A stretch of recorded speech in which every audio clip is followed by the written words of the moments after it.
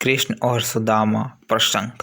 सुदामा नामक एक ब्राह्मण श्री कृष्ण के परम मित्र थे। इन्होंने श्री कृष्ण के साथ गुरुकुल में शिक्षा पाई थी। वह ग्रस्त होने पर भी संग्रह परिग्रह से दूर रहते हुए भाग्य के अनुसार जो कुछ भी मिल जाता उसी में संतुष्ट रहते थे। भगवान की उपासना और भिक्षाटन यही उनकी दिनचर्या थी। उनकी पत्नी परम पतिव्रता और अपने पति के साथ हर अवस्था में संतुष्ट रहने वाली थी। एक दिन दुखिनी पतिव्रता भूख के मारे कांपती हुई अपने पति के पास गई और बोली, भगवान साक्षात लक्ष्मीपति भगवान श्री कृष्ण आपके सखा हैं। वह शरणागत वत्सल और ब्राह्मणों के परम भक्त हैं। आप उनके पास जाइए। जब वो जानेंगे कि आप अन्न के बिना दुखी हो रहे हैं तो वो आपको बहुत सा धन देंगे। वो इस समय द्वारिका में निवास कर रहे हैं। आप वहाँ अवश्य जाइए। मुझे विश्वास है कि वो दीनानाथ आपके बिना कहीं हमारी दरिद्रता दूर कर देंगे।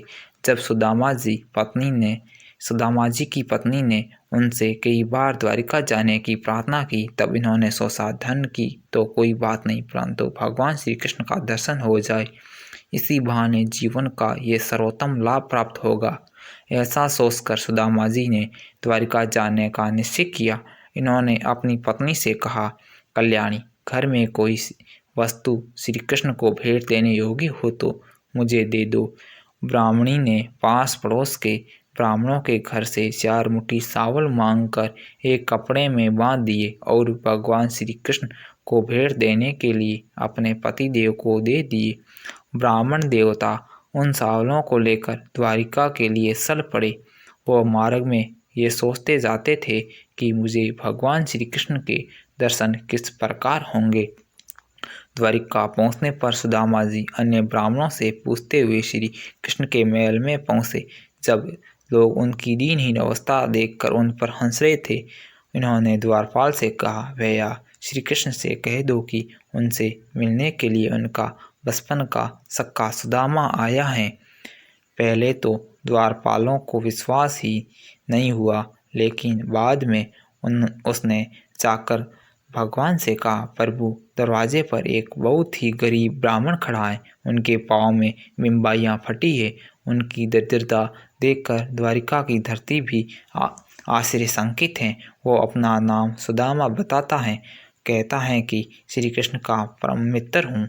सुदामा नाम सुनते ही श्री कृष्ण अपने पलंग से कूद पड़े और नंगे पांव दौड़ते हुए दरवाजे तक पहुँचे। इन्होंने सुदामा को अपने गले से लगाया और कहा, मित्र तुम आए तो, लेकिन बहुत कष्ट भोगने के बाद द्वारिका में तुम्हारा स्वागत है।